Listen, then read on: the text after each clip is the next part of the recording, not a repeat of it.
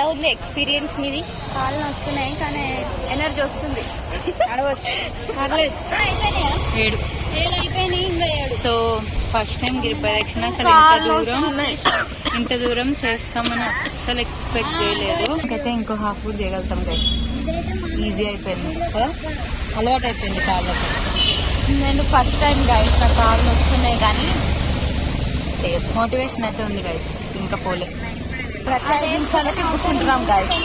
ఏమేమి కవర్ చేసాం? వాయులింగం, సూర్యలింగం, వాయులింగం, నైరుతిలింగం, యోగలింగం, వాయు, నైరుతు. ఒకవేళ మీరు అరుణాచలం వస్తే కనుక must and should carry cash.